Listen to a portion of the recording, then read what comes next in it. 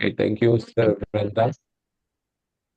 So, purihin ang Panginoon sa araw na ito, mga kapatid, and let us continuously depend on, rely on the Lord, no? Kahit sabi nga natin, kahit pa isa-isa, Sister Brenda, sabi nga natin, even one soul in heaven, angels are rejoicing, no? Over one soul who are being drawn by the Lord to Jesus Christ. Okay, so we hope that ligtas po yung ating mga pamilya sa nakaraang bagyo, and we continuously thank the Lord for sustaining our families, no, throughout sa mga floodings.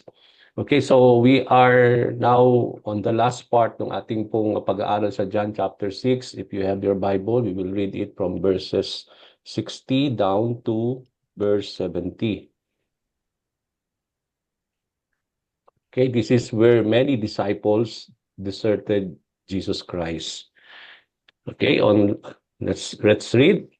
On hearing it, many of his disciples said, "This is a hard teaching. Who can accept it?" Aware that his disciples were grumbling about this, Jesus said to them, "Does this offend you? What if you see the Son of Man ascend to where he was before? The Spirit gives life, the flesh counts for nothing. The words I have spoken to you are spirit and they are life. Yet there are some of you who do not believe." For Jesus had known from the beginning which of them did not believe and who would betray him. He went on to say, "This is why I told you that no one can come to me unless the Father has enabled him." From this time, many of his disciples turned back and no longer followed him. "You do not want to live too, do you?" Jesus asked the 12. Simon Peter answered him, "Lord, to whom shall we go? You have the words of eternal life. We believe and know that you are the Holy One of God." Then Jesus replied, "Have I not chosen you, the 12? Yet one of you is a devil." He meant Judas, the son of Simon Iscariot, who, though one of the 12, was later to betray him. So purihin ang Panginoon sa kanyang salita this morning. Now, we come na po, mga kapatid, to the last part ng ating pong pag-aaral regarding John chapter 6. For proper understanding, although alam natin sa Bible, no, when when they translated it into English or into different translations, alam natin yung original manuscript nito ay tuloy-tuloy. Wala po siyang mga chapters, no? Kaya kaya lang ginawa ng mga translator nung kinonvert ito into different languages, they started to put some chapters on it so that madali po natin maintindihan para ma-segregate po yung mga occasions at yung mga bagay na bibigyan ng highlight.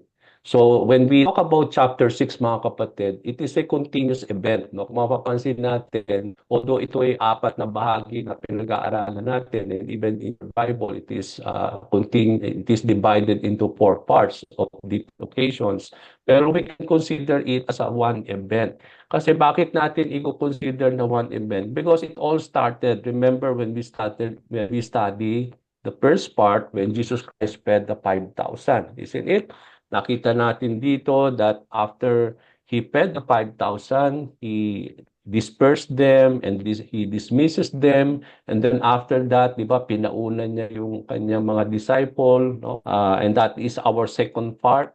Isn't it? When we study it, that after Jesus Christ fed the 5,000 out of 5 loaves of bread and 2 fish, then after dismissing them, Jesus Christ allow the disciple go ahead to go to the other lake, the other side of the lake, going to Capernaum, and then he stayed for a while, and then he went to pray. At nakita natin dito that after some time, Jesus followed the disciples, and dito na natin po nakita yung pinaka somehow the highlight of how Jesus Christ walked into the water. Hindi lang po siya yung naglakad sa tubig, kundi how Jesus Christ also called Peter to come and walk as well.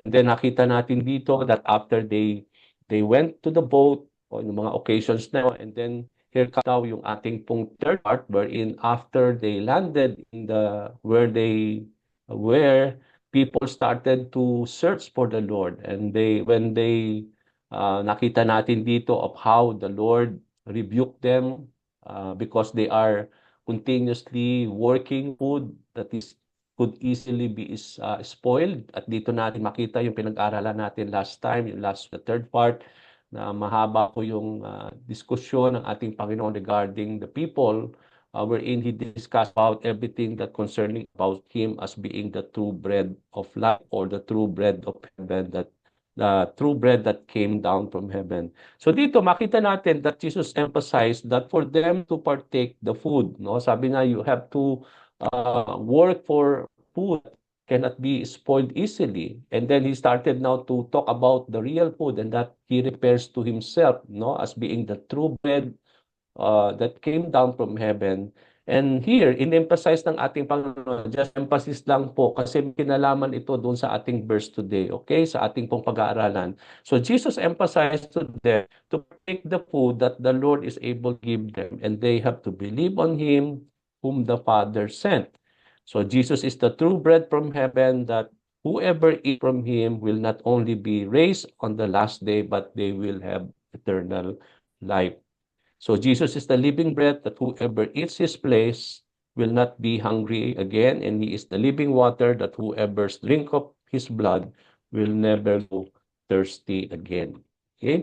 Now, sabi nga ng Panginoon, may kinalaman ito sa ating pong lesson today that unless we eat the flesh of the Son of Man and drink his blood, we have no life in us. And whoever eats his flesh and drinks his blood will remain in the Lord and he in us. So, napakaganda po yun. That's why yung essence po ng ating communion, no, every first Sunday of the month, po natin hina-highlight po yung symbolism of how we are eating the flesh of the Lord and drinking His blood, symbolizes by the elements na ating pong yung tinapay na ating kinakain at ang juice or yung cup that symbolizes the blood of the Lord.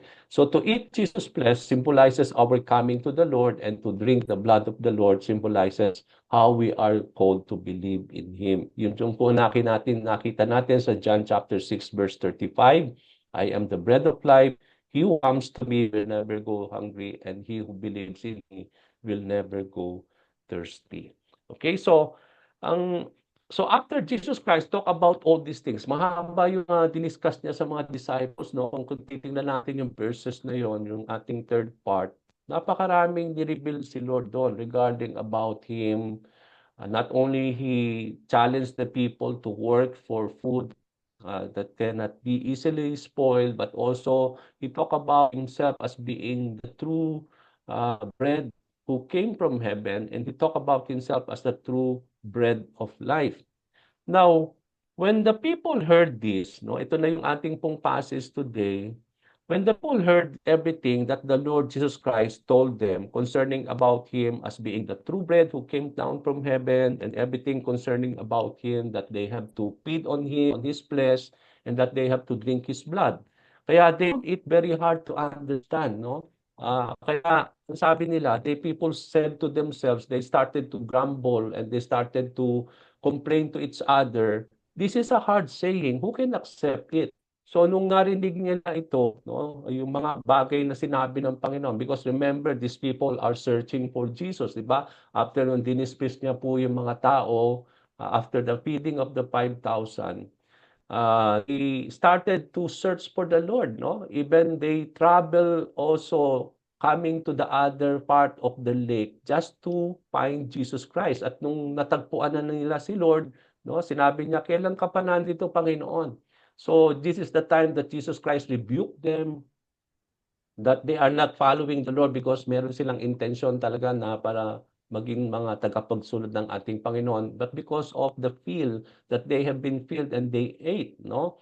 Kaya nga they started yung long conversation with them, he rebuked the people, and then he started to talk about him, about being him as the true bread of heaven. So nung narinig ito ng nitong mga taong ito, they started to grumble to each other, no? That this is a hard saying, this is a hard teaching, and who can accept it? So before we go deeper, mga kapatid, on our passage, the last part of chapter 6, it is so important, mga kapatid, na i-highlight natin, to take note, sino ba itong mga tao who found the word of the Lord very hard to accept? Okay. Napakagandang pag-aralan, napakagandang i-highlight. Ayaw natin 'to makalipas mga kapatid na parang pinag-aralan lang natin ito na hindi natin highlight. Sino itong mga taong who turn back to the Lord? Okay, who are these people? Normal lang ba silang mga tao? Pero kung titingnan natin in our passage as John wrote, from the beginning of these verses na binasa natin, he repair or si John ni-repair niya ang mga taong ito as being Jesus disciples. Okay? Kasi umpisa pa lang ng verse 60, sabi dito, on hearing it, many of his disciples. It means to say, many of his disciples found it so hard to accept the teachings of the Lord. So hindi po ito mga ordinaryong tao. Maiintindihan natin, mauunawaan natin na kung ito'y mga taong ordinaryo lamang o wala talagang na hindi talaga sila ay mga nanampalataya, ay we come to understand na hindi talaga nila maintindihan ito. Dahil sabi sa Bible, ang isang ordinaryong tao ay sarado ang kanilang pag-iisip, sarado ang kanilang mga puso. They will not able, although they can understand, no, but then it is have no meaning in them. At the same time, even they can see, but they cannot really see the reality concerning about the spiritual things. Kaya kung itong mga taong ito na nire-rebuke ni Lord dito, who started to turn back to the Lord, from the Lord later on, ay mga normal na tao, intindihan natin na talagang sila ay hindi nila maintindihan itong sinasabi ni Lord. Okay? So they will always really find it so hard to accept and to understand them. But knowing sa sinabi dito sa ating pong verses that they are disciples of Jesus Christ. No, come to think of this, they are disciples of the Lord, and then when they heard everything, the teachings of Jesus Christ, they found it so hard for them to accept it. And that led them later on to desert and to turn back from the Lord. So the people being repaired here, mga kapatid, were disciples of Jesus Christ. And if we will reflect on this truth, mga kapatid, these disciples of the Lord were complaining and grumbling, no? Kaya nga, they are starting to complain, starting to grumble, and they are trying to say to each other that they found the teaching of the Lord so hard really to be accepted. Okay? Now, as disciples of Jesus, ang tatanungin ko po ang bawat isa sa atin, it's good to reflect this thing in our lives. Diba tayo po ang mga truth, tayo yung mga disipulo ng Panginoon. Ang tanong ko po for us to reflect this morning, do we find the teachings of the Lord hard to accept? Do we find the teachings of the Lord hard to understand?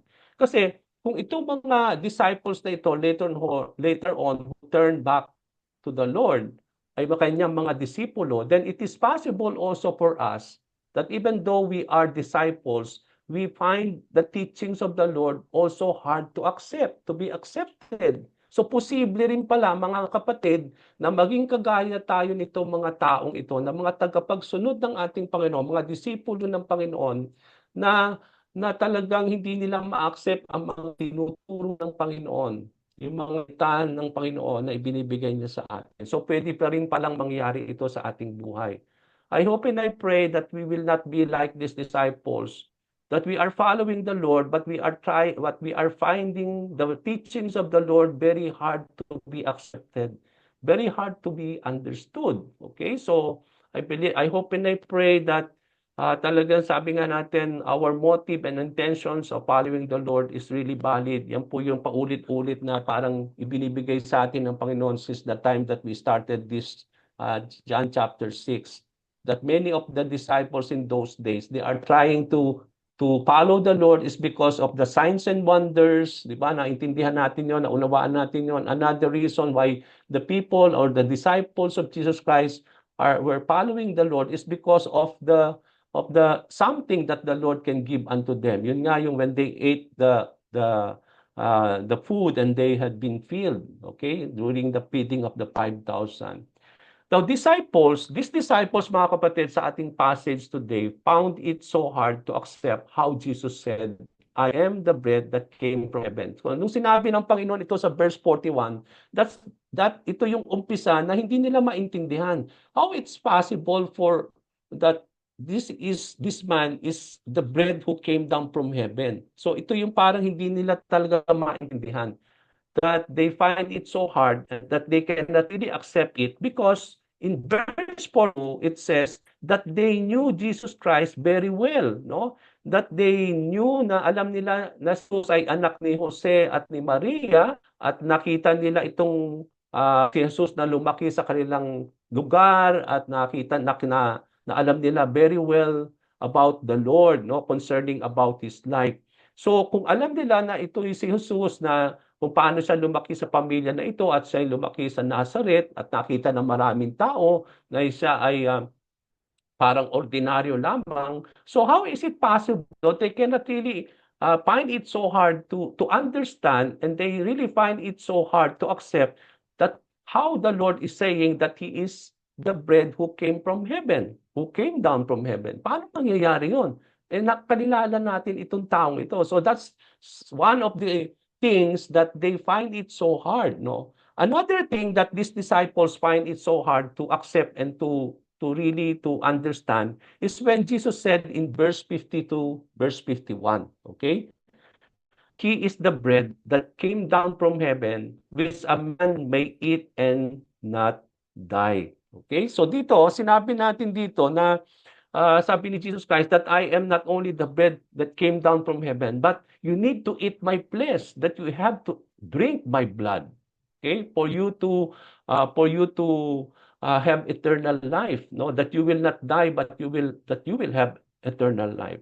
So itong mga taong ito, so when these disciples heard it, they began to argue deeply and sharply among themselves on how can Jesus give them his flesh to eat. Paano mangyayari no? Paano niya ibibigay yung kanyang flesh, at paano tayo kakain sa kanyang flesh, no? They started also to find it so hard how it is possible for Jesus to give his blood and for them to drink his blood. Okay? Kaya how does this tells us, no? Para bang sabing, paano mangyayari yon? How can we eat the flesh of Jesus Christ, and how can we drink his blood the way he is telling us? So, based on this, ang hirap nga talagang intindihin. Ano ba si Lord? Kasi kung titingnan natin, kung siguro bawat isa sa atin ay nandun po nung mga pagkakataon na yon, at sinabi din sa atin ni Lord yon that that I am the bread who came down from heaven. At tayo rin ay lumaki sa Nazareth, nakita natin na siya isang dati, lumaki siyang parang normal na tao, naging binatilyo, and then here comes this man telling that he came down from heaven. Okay? Kung tayo rin po yung mga tao na yon, na talagang sabi nga natin that when Jesus Christ will tell us that we have to eat his flesh and that we have to drink his blood, parang we will also find it so hard to understand that. Ano bang sinasabi ni Jesus, no? Paano natin kakainin ang kanyang katawan or yung kanyang flesh, and so that we are able to eat his blood? So what does this tells you and me, mga kapatid? Why do many disciples find the teachings of Christ hard to be accepted? So bibigyan ko po kayo ng iba't ibang mga reason why many disciples, and even the disciples in those times, were not able to accept the hard teachings of Jesus Christ. And the same thing in us, possible din na tayo mga disipulo ng Panginoon today can also find the teachings of the Lord hard, not only to be understood, but also to be accepted by us.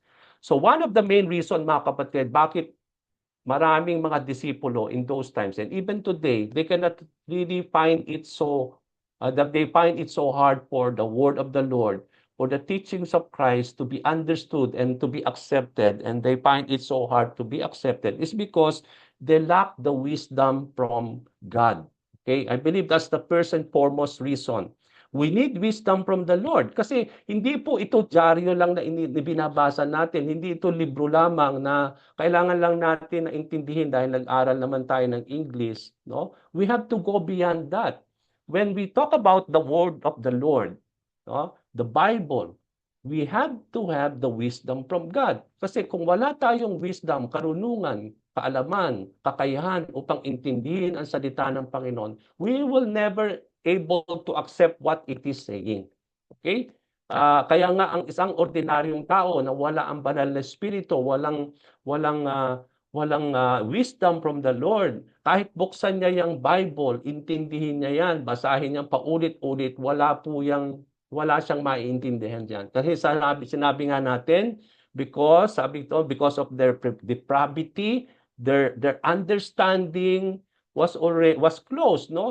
Wala silang proper understanding na intindihin ang salita ng Panginoon. Kaya nga in those times, although itong mga disciples, they try to really learn and understand the teachings of the Lord, but many of them, they find it so hard because they lack the wisdom from the Lord. They are trying to try to understand it by their own wisdom and by their own understanding. Remember, these are very words of the Lord. So we need the Spirit of God to give us wisdom to know His words. Kasi kung walang banal na Espiritu, hindi natin maintindihan. We will always find it hard. Come to think of this, mga kapatid, tayo mga disciples na ngayon, we have the Holy Spirit in us. Pero bakit may mga sandali, ang hirap pa rin intindihin yung mga sinasabi ni Lord sa mga binabasa nating mga verses, no? Parang kulang pa rin tayo ng proper understanding. Many times we cannot accept what the Lord is trying to say in His words. Kaya maraming mga Kristiyanong nag-i-struggle dun sa mga words na yan. Sa mga commandment ni Lord is because they find it so hard for them to obey. Bakit sila nag-i-struggle? Kasi they cannot really, they cannot obey. The why they are struggling is because they cannot really accept it, and they find it so hard for them to accept and to obey it. Kaya ang maraming mga disciples nag-i-struggle in obedience to the word of the Lord. So we need wisdom, mga kapatid, so that we are able to fully understand and find it so easy for us to understand. If we rely on the Spirit of the Lord, that will give us wisdom and understanding, and it will lead us not only to accept it, but also to believe it. Isang bagay po yung to accept the word of the Lord, because it is also possible to accept the word of the Lord, but you are not able to apply it in your life. Marami na tayong kaalaman because you started to accept the teachings of Christ. Pero ang tanong natin, ilan dun sa mga kaalaman na yan na inaccept natin that you had put it into application?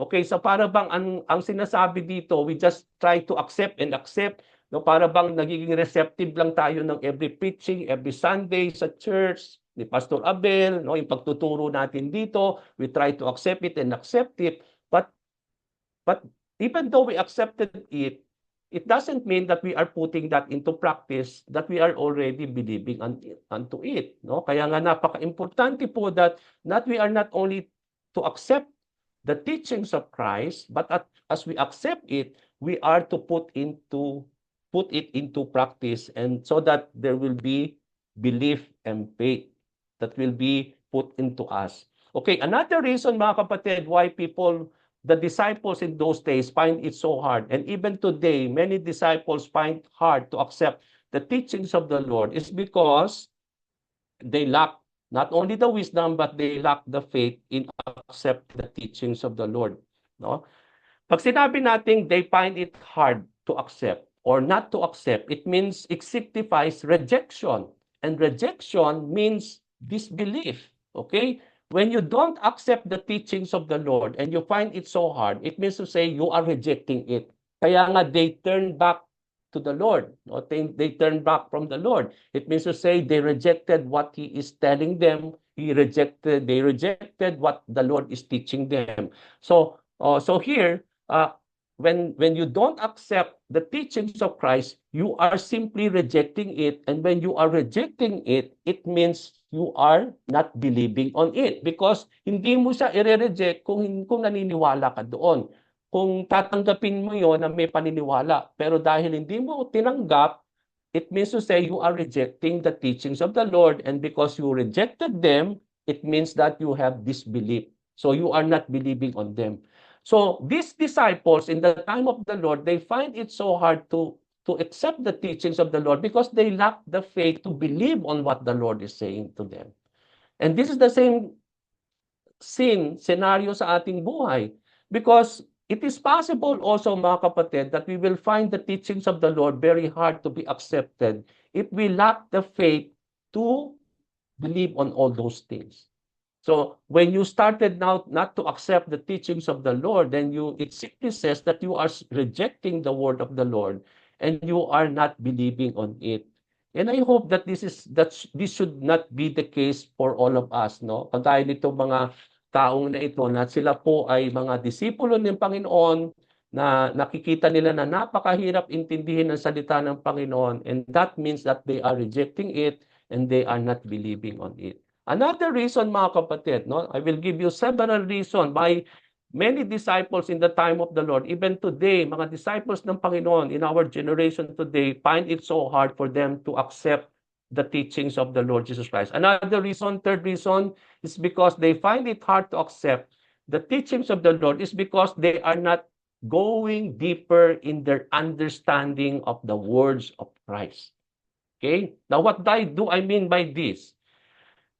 Accepting the words of the Lord requires thorough study to understand the meaning of what the Lord is simply saying to all of us. Okay? Now, many times, kapag tayo nag-aaral ng Biblia, ng salita ng Panginoon, at ang Panginoon ay nangungusap sa atin, what do we do? We are just scratching the surface.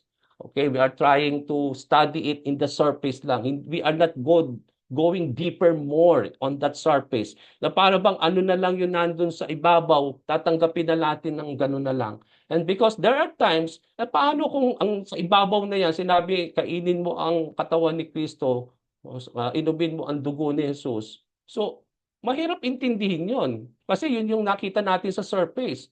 But to understand that, you have to deeper. No? You have to dig.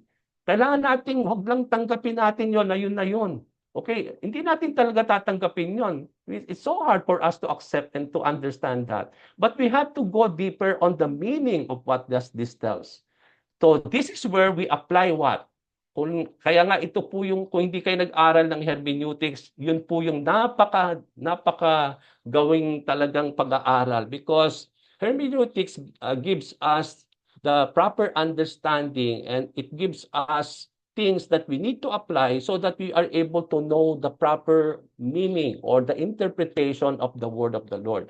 Kasi this is where kailangan natin i-apply yung mga different methods of understanding the word of the Lord, including hermeneutics. Kaya nga, napakaganda mga kapatid that, okay, we want to study the word of the Lord, but if you want to go deeper in your understanding of the Lord, many times, sabi nga natin, may mga hard sayings in the Bible. Kaya nga, may libro. Kung makikita nyo, may librong available na ganitong kakapal, no? At itong nakalagay doon, hard sayings of Jesus Christ. And that book explains these hard sayings. So, ano sinasabi nito? Meron talaga, mga kapatid, I can still also say unto you na merong mga sayings si Lord na napakahirap intindihin. Okay? Hindi po ganun katali. No? Especially this our verse today, no? How is it really to eat the flesh of the Lord? How is it really to drink the blood of the Lord? Mahirap yan. It is a hard saying from the Lord. Pero makikita natin sa mga libro na yon, if that is available to you, ini-explain yon. Ini-explain ng mga author na yon na hindi talaga hard saying siya. Kaya lang, it is a hard saying because we are not going deeper in our understanding of the word of the Lord. So there are times that kung titingnan natin ang Panginoon for our proper understanding, paano ba ang nagtuturo si Lord noong mga panahon na yon? Okay? In the Bible, sa gospel account, paano nagtuturo si Lord? Paano natin nakita siya nagtuturo? Maraming pamamaraan kung paano nagtuturo si Lord noong mga panahon na yon. There are cases that He teaches plainly. Okay, parang plain ang kanyang teaching. Napakadaling intindihin. Okay? So, may mga pagkakataon that He is teaching plainly. May mga pagkakataon na nagtuturo siya ng parables. Okay? By way of parables. Ano yung parables? Parang mga kwento na parang normal na mga nangyayari sa tao at ginagamit yun ni Lord to signify what? To signify spiritual things. Okay, kaya nga kung hindi mo maintindihan yon, hindi mo siya talaga maintindihan. Kaya nga, kung makikita natin, whenever the time that God or Jesus Christ will teach parables, marami sa kanyang mga disciples pupunta kay Lord. Lord, ano bang ibig sabihin nung sinabi mo? Kasi sinabi mo, mga disciples ni Lord, hindi nila maintindihan. Kaya many of the passages, kapag nagtuturo si Lord ng mga parables, makikita ninyo, titipunin niya uli ang kanyang mga disciples at i-explain sa kanila. Kasi hindi nila maintindihan 'no. Kaya ibig sabihin, in the time of the Lord, even the disciples, even the 12 disciples cannot really understand His teaching. They find it so hard also to accept and to understand them. Kaya kung makikita ninyo, kailan lang nagkaroon sila ng nabuksan ng kanilang mga puso, nung mga panahon na pumanik na si Jesus at nagkaroon na ng banal na Espiritu in the book of Acts, when they were filled by the Holy Spirit. At doon na nila nabuksan lahat ng kanilang kaalaman na they started to say, yes, ito yung sinasabi ni Lord na naintindihan na namin ngayon. Ito pala yung sinasabi ni Lord na noong mga panahon na yun, hindi nila lubos maintindihan anong ibig sabihin. Nag-i-struggle sila, hindi nila matanong, nahihiya sila tanungin si Lord, ano sabihin? Pero may mga cases na tinatanong nila si Lord, Lord, ano bang sinasabi mong yan? Okay, meron naman mga cases na parang hindi sila makapagtanong kay Lord. They just accepted it the way it was, but they were not able to fully understand what the Lord is telling them. Especially when the Lord that tells them about His death and resurrection, no? That He say that I will suffer, that He will die, and then 3 days He will rose again. Hindi nila maintindihan yun, no? Nung mga panahon na yon, nung hindi pa nangyayari, nung napako siya at nabuhay na muli. Pero nung nangyari yan, when the Lord started to appear to them, when He rose from the grave, and then when He ascended to the heaven, and then when their minds and hearts were opened by the Holy Spirit during Pentecost, doon nila nalbus ng isip yung sinasabi ni Lord. Doon napuksan yung kanilang proper understanding regarding the teachings of Christ. So, here, makikita natin na many times na nagtuturo ang Panginoon ng mga plain teaching, very plain siya na madali intindihan. Merong mga parables na kailangan talaga yung na proper explanation about those parables. Meron naman nagtuturo sa Lord ng mga analogy. Okay, ano yung analogy? He uses several things to compare and to liken something about spiritual things, okay? He uses analogy. Di ba sa John chapter 15, he used the analogy of the vine and the branches and the gardener, no? Si God the Father yung gardener, si Jesus yung vine, and we are the branches, no? At ang tinuturo doon is we have to remain on the vine. Kasi kung tayong mga sanga, aalisin natin ang sa puno, tayo mga sanga din magnunuyot tayo, no? We will dry. So doon natin maraming mga analogy na ganoon na tinuturo si Lord, no? So iba't iba ang pamamaraan kung paano nagtuturo si Lord. Kaya kailangan natin, ano ba ang parables? Kailangan intindihin natin when the Lord will teach in parables, how is it to understand them? When He uses analogy, paano natin intindihin yon? And there are times, mga kapatid, that applies in our passage today that He teaches figuratively and not literally. Okay, when we talk about figuratively, gumagamit siya ng mga figure of speech. Lalo na higit sa lahat sa ating verse. Sabi niya, you have to eat my flesh and you have to drink my blood. Okay, hindi po literal ito. Kasi kung gagawin nating literal, at yun nga ang sinasabi nito mga disciples na ito noong mga panahon ni Lord, they find it so hard for them to accept and understand because they are trying to understand it literally. Okay, kasi kung literally, yun nga ang ibig sabihin mo, kailangan nating kainin ang katawan ni Kristo at inumin ng kanyang dugo. Pero yung pa talaga ay literal. But then it is a figurative speech ang sinasabi ni Lord. So makikita natin in our passage, nung sinabi niya na kainin ng kanyang katawan at inumin ng kanyang dugo, hindi po ito literal na gagawin natin. It is a figurative speech na dahil meron pong symbolism. Kaya nga sinabi ko sa inyo kanina, ang pagkain ng katawan ni Kristo is to come to Him. Di ba sabi niya, if anyone will come unto me and feed on me and eat my flesh, he will not go hungry anymore. Okay? And then sinabi niya, if anyone drinks on me, talking about his blood, no, he will not go thirsty anymore. But if anyone who believes, if anyone who believes in me, somehow he has already drink on his blood and he will not go thirsty again. So here, ang sinasabi ni Lord dito, when you partake of the flesh, It is a way of your coming to the Lord. And when you partake and drink of His blood, it is a way of you believe on the Lord. You put your faith and your belief on the Lord. Doon tayo po na born again ng bawat isa sa atin.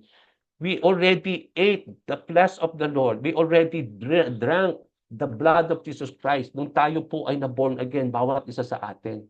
Okay? It is not literally na ininom talaga natin yung dugo niya o kinain natin yung katawan niya. But then when you come to the Lord in repentance and when you put your faith in the Lord, you have given your life to the Lord. That's already you have eaten His flesh and you have really drink His blood. Yun po yung sinisimbolize noon. Kaya ito mga taong ito, hindi nila maintindihan. So they find it so hard to understand that and to accept that because they're trying to understand it literally, but it is not to be understood because it is a figurative speech symbolizing something that is being taught by the Lord. At yun nga yun na nakita natin kanina. So we need to know and understand the teachings of Christ if these are plain or literal for us to fully understand the teachings of the Lord. So kapag tayo nagbabasa ng Bible, no, kailangan nating intindihin, ito ba ay literal or figurative speech? Kaya napaka-importante po yan. No? So to add to our proper understanding, there are verses in the Bible na hindi tayo pwede pong maging literal in our approach on it.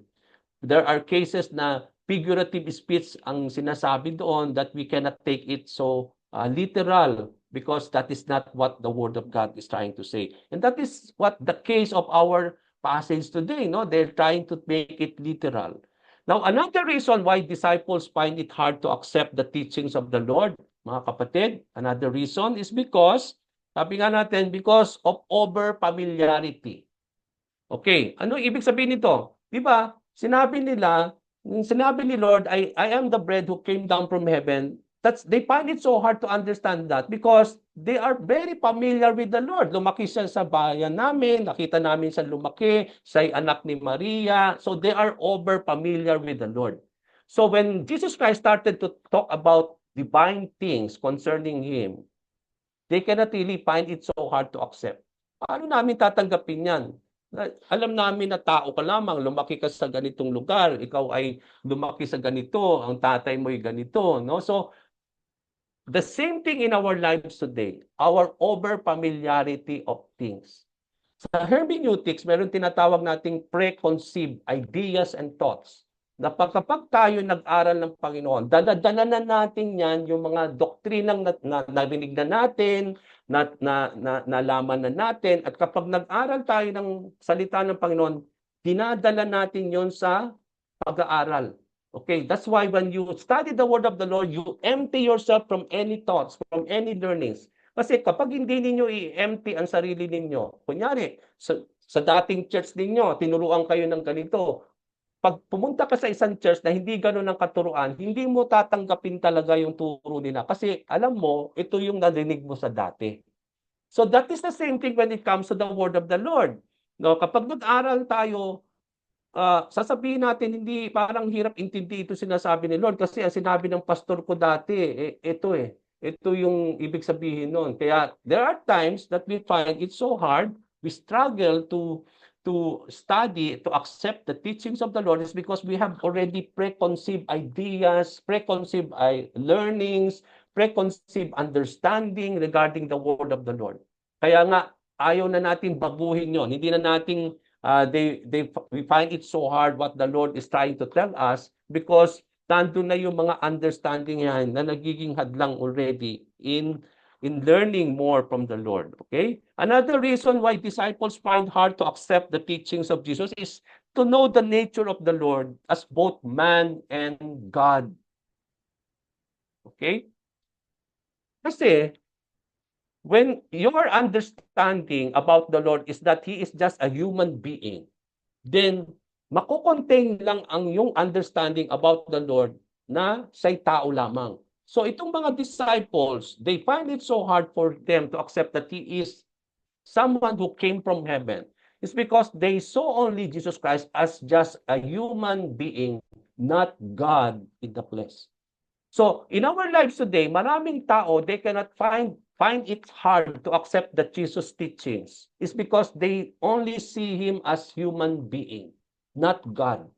So if that is your understanding, then you will not really accept the teachings of the Lord. Paano mo tatanggipin na siya yung anak ng Diyos? Kung hindi ka naniniwala na siya ay talagang Diyos at ang sa pananaw mo at ang understanding mo ay siya'y tao lamang. So you will always find the teachings of the Lord hard to accept. At maraming sa mga teachings niyan, kiniklaim ni Lord na siya ay Diyos na nagkatawang tao. Kaya many disciples find it so hard to accept the reality because they don't take both the understanding that Jesus is 100% human being but also 100% God in the flesh. Okay, so kailangan kapag nag-aaral tayo ng Bible, we have that kind of proper understanding. Oh? Kasi may mga verses dyan na inaangkin ni Lord na siya'y Diyos. May mga verses dyan that He refers Himself as the Son of Man. Not only the Son of Man, but He is the Son of God.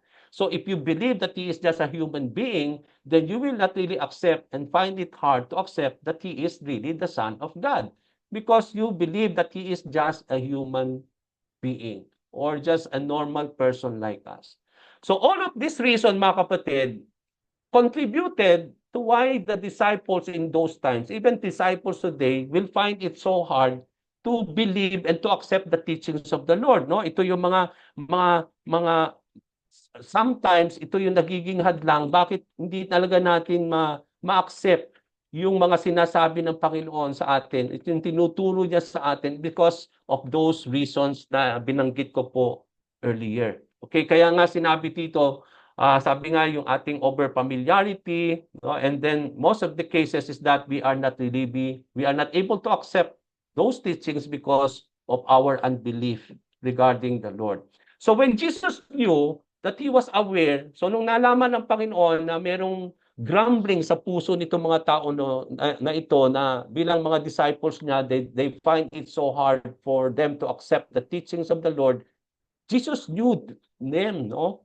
Ang ginawa ni Lord, ni-rebuke niya itong mga disciples niya of having no wisdom in accepting what He was saying to them. If these disciples cannot believe and accept what they heard from Jesus Christ, then they would not accept other things concerning about the Lord. Okay? Come to think of this. Kung sa instance na yon, they find it so hard for them to accept yung teachings ni Lord. So, paano pa nila maintindihan yung iba pang mga ituturo sa kanila ni Lord?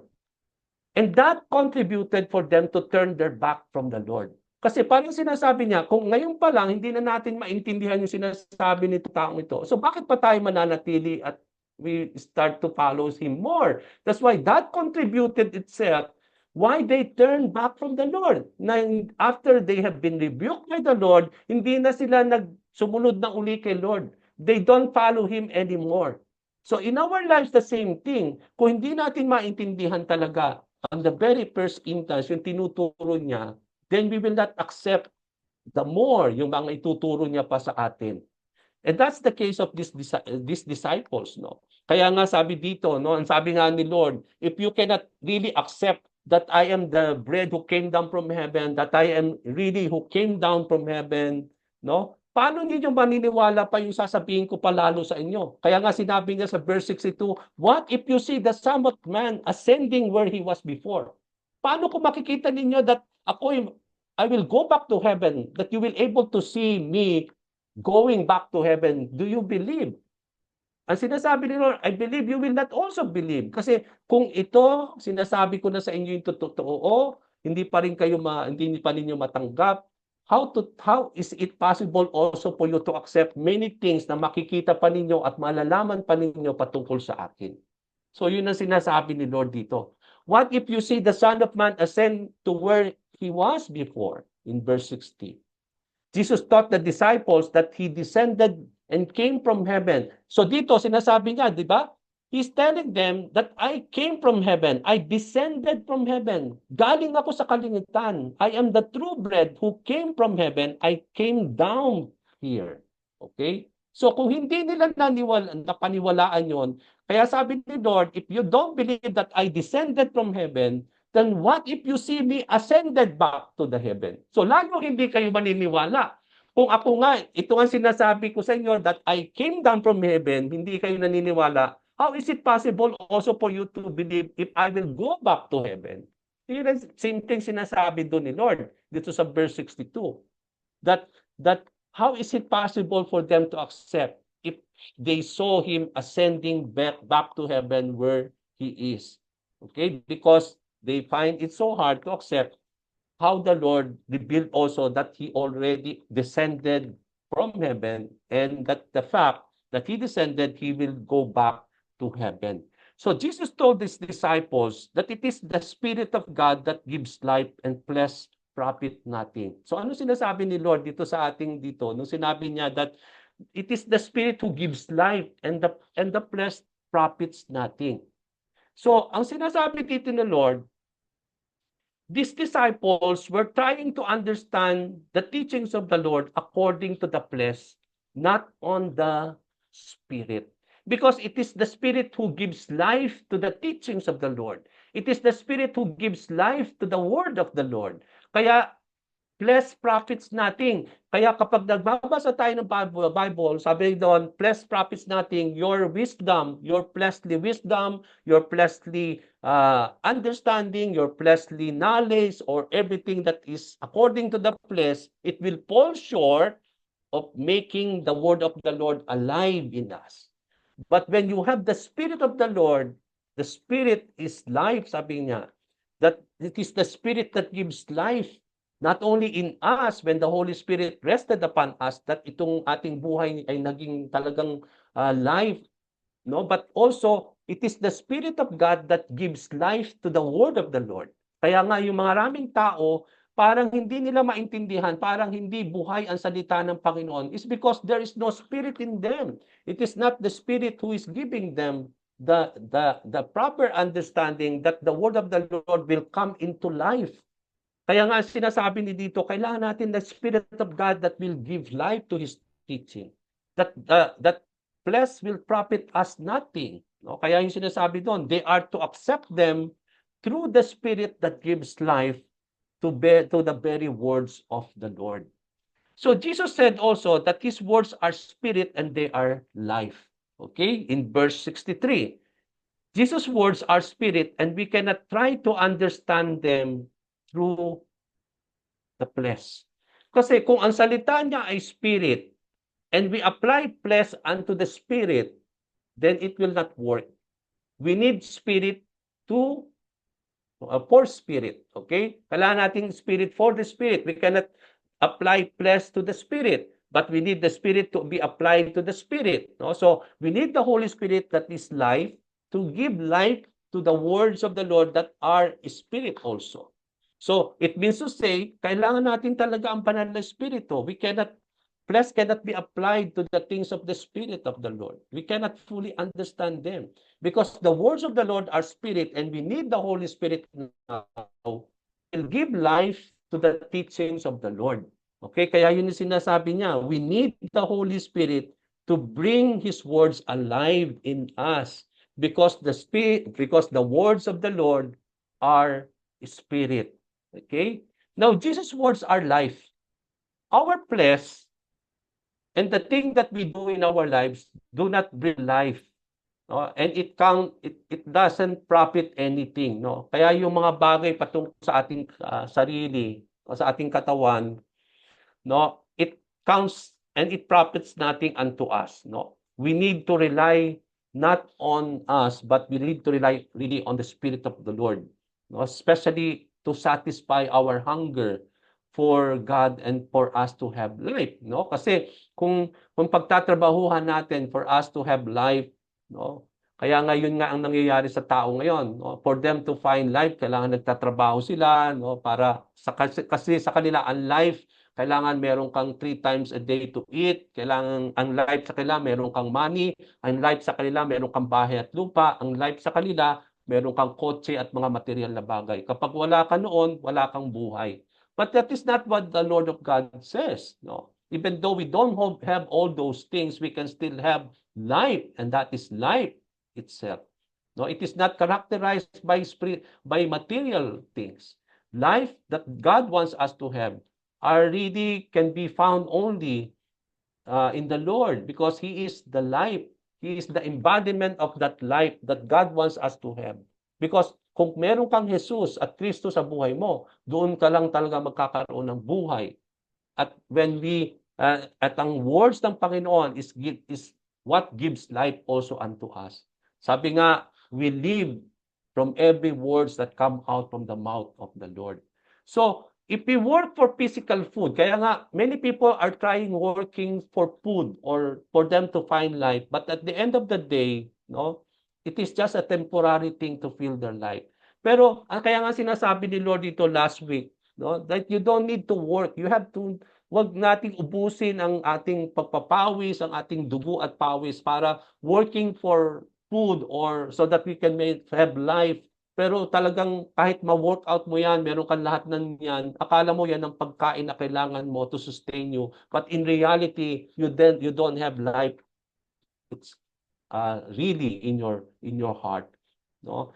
Kaya nga sabi to, don't work for food. No, wag tayo maging busy lang sa lahat ng mga bagay to get all those things. But work for food that cannot be spoiled. And what is that work of that cannot be spoiled? Yung work na ginagawa ni Lord. 'Di ba? Sabi niya, I have food that you don't know. At what is that food that the Lord said to His disciples? Yung food niya is yung kanyang pagkain pala ay yung pagtupad sa kalooban ng Panginoon at sa pagtupad niya sa mga bagay na isinugo siya ng Diyos Ama dito sa lupa. So sa kanya, umiikot ang buhay niya doon. Yun ang kanyang pagkain, yung tuparin ng kalooban ng Panginoon at gawin at ganapin yung misyon na ipinadala sa kanya ng Panginoon. So in our lives, to work for food that cannot be spoiled is yung matupad ang kalooban sa buhay mo. Yun yung ipagtrabahuhan natin. Doon natin ibuhos ang dugo at pawis natin na matupad ang kalooban ng Panginoon. At sabi niya, when you do that, everything will be added unto you. When you seek first the kingdom of God and know His righteousness, then all these things will just be added unto us, sabi ng Panginoon.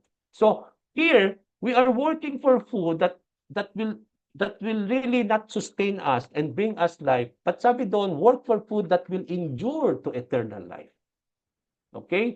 Yung ating pong pinagtatrabahuan ngayon, akala natin ito ang pagkain na magbibigay buhay sa atin, it will not endure us into eternal life. Okay? Kahit hindi mo nga yan madadala sa hukay kapag tayo binawian ng buhay, mga kapatid.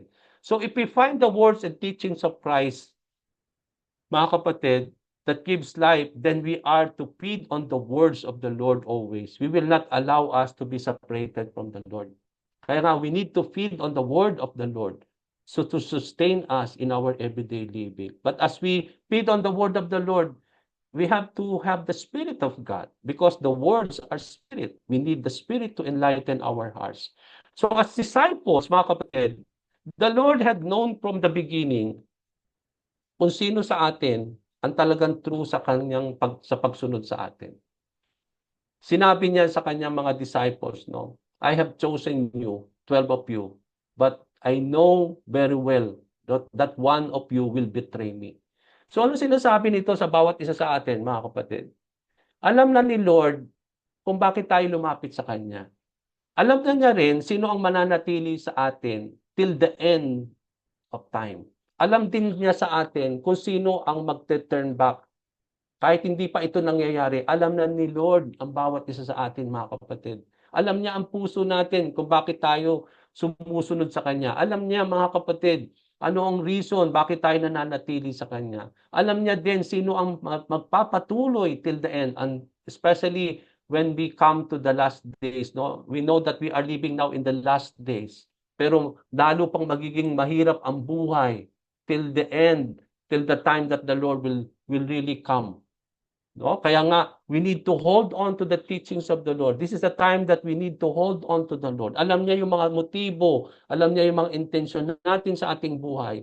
This is the reason Jesus told the disciples who were seeking after Him that He knows who would believe and who will remain, and those who do not believe and will betray them and betray Him. Di ba sinabi niya yun doon sa mga nire-rebuke niya mga disciples? Kakilala ko kayo. Kaya nga sabi nga niya, napaka-importante na it is the Father who draws people unto Him. Binalikan niya uli yun, no? Na sabi niya na, I know very well sino yung mananatili sa akin. Alam niya na kung sino yung mag-turn back. Sino sa mga disciples na ito ang mananatili? Sino ang mga disciples who will desert and abandon the Lord? Alam ng Panginoon sino yung mananatili sa Kanya. Ito yung mga tao na tinuruan muna ng Diyos Ama, na nakinig, na nagsampalataya, and because of that, it is the Father who drove them to the Lord. Pero sa screening pa lang, bago pa man sila dalhin ng Diyos Ama kay Jesus, tinuturuan na sila, pero matigas pa rin, matigas ng ulo nila. No? Hindi nila maintindihan yung tinuturo ng Diyos Ama sa kanila. Then, the Father will not lead them to the Lord. No? It is just useless for them to be drawn to Jesus Christ. So makikita natin dito, kaya nga sinabi ni Lord, no, I know who will believe, who will remain, and I know who will not believe and will betray me later on. So in our walk with Jesus Christ, mga kapatid, in following Jesus, the Lord knows who among us who will remain faithful in following Him and will continue to feed on His words by believing on them. He knows also from us who later would abandon Him and His words.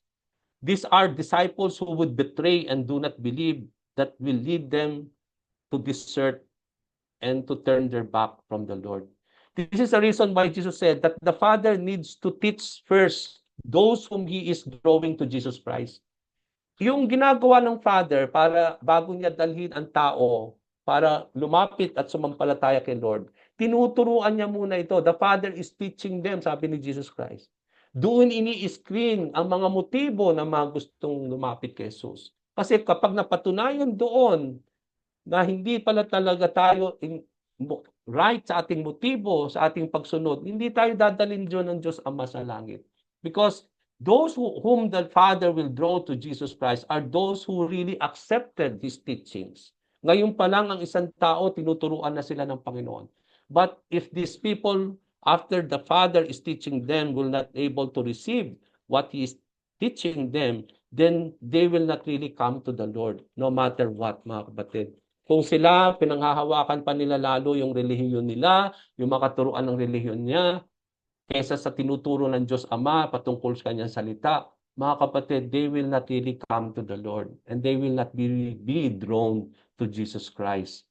So this means that the disciples who find the words of Christ hard to accept will not really come to the Lord, because if the Father is teaching them and they cannot accept and believe on those teachings, then they will not be drawn and cannot come to the Lord. They will not accept the Lord, His works, and His will, and they will always depart and desert and turn their back from the Lord, because they will find it so hard to believe, to accept yung ituturo ng Panginoon sa kanila. Kung ang Diyos Ama na nagturo sa kanila, they find it so hard, then the more they will not really accept the teachings of Jesus Christ. So after Jesus rebuked the disciples, anong nangyari? Ano sabi doon? Many of them turned back and no longer follow Jesus. Mga kapatid, these are disciples. Hindi ito ordinaryong tao, okay? These disciples turned their back and they no longer follow Jesus. It reveals that they do not have right motive. They don't have real intentions of following and becoming a disciple of the Lord. It also means, mga kapatid, that their unbelief will not bring them to be drawn and for them to come to the Lord. The fact that they rejected the teachings of Christ, it means they already rejected the Lord. Kung ikaw mismo, nireject mo na mismo ang salita ng Panginoon, that also serves as a rejection to the Lord Jesus Christ. Because Jesus Christ and His words are really one. Hindi mo pwedeng i-reject yung salita niya pero tatanggapin mo si Lord. No, you cannot do that. It cannot be applied. When you rejected the word of the Lord, you already rejected Jesus Christ. And that's the reality. So it is not about being disciples, mga kapatid. Ngayon, tanong ko kayo sa inyo kanina, do you want to be a disciple? We cannot just be a normal disciple. But what we want to become is that we are to become true disciples. There's a big difference of a disciple and a true disciple. Kung disciple lang tayo, pwede tayo kagaya nitong mga taong ito that later on will turn our back from the Lord, who will abandon the teachings of the Lord. Because the Bible says in the latter times, in the end times, many of those who believed in the Lord will not believe anymore. They will entertain new teachings and doctrines. So these are disciples. Pero sino ang mananatili? Yung mga true disciples. So there's a big difference of being a disciple and a true disciple. I hope and I pray we are not just only disciples. But let us work our lives, mga kapatid, to the help of the Holy Spirit to become true disciples of the Lord. That ang tunay na intensyon natin ay talagang totoo. Hindi lang mga disciples sa nguso, mga kapatid. Pero sa puso, wala ang ating pagkakiging tagapagsunod. But we want to become true disciples. Kaya nung sinabi ito ng Panginoon, He turned back to His 12 disciples. Nung marami nang umalis, sinabi niya sa kanyang original disciples, kayo, baka gusto na rin ninyong umalis. Okay? But then here comes Peter. Lord, to whom shall we go? Saan kami pupunta? You have the words of eternal life. We believe and know that you are the Holy One of God. That's more than enough. Mga kapatid, sa sinabi ni Peter, that's more than enough for us not to turn to the Lord. Because saan tayo pupunta? Babalik kayo sa dating buhay ninyo? No, we cannot turn back to that anymore. Where you will go? Kung ito ang buhay, ito ang katotohanan, aalis pa ba tayo doon? No, we will not go far from it. And then, you have the words of eternal life. Kung ito ang salita na nagbibigay buhay, nagbibigay ng buhay na walang hanggan, saan tayo pupunta pa? Anong mga salita pa ang kailangan natin bukod doon sa mga salita ng Diyos Ama, ng Panginoon? So, if Jesus Christ is really the word that will lead us to eternal life, bakit aalis pa tayo doon? So we will remain on it, isn't it? And at the same time, we believe that He is the Holy One of God. Jesus, we believe that He is the Son of God. He is our Savior, our Redeemer. Napatunayan na yun ni Lord sa buhay natin. But bakit tayo tatalikod sa Kanya? Okay, it's the same thing. So if we have experienced all these things, that there is nothing that we can turn to and go, that He has only the life itself, that in Him there is peace, there is joy, everything in the Lord. So if we have tasted that the Lord is indeed good, then we will not go far from it. We will not turn our back from it.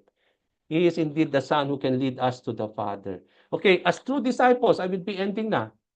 We cannot turn back from the Lord because there is nothing that we can go and turn to. Apart from the Lord, sabi nga niya, sa analogy of the vine and the branches, you cannot do anything.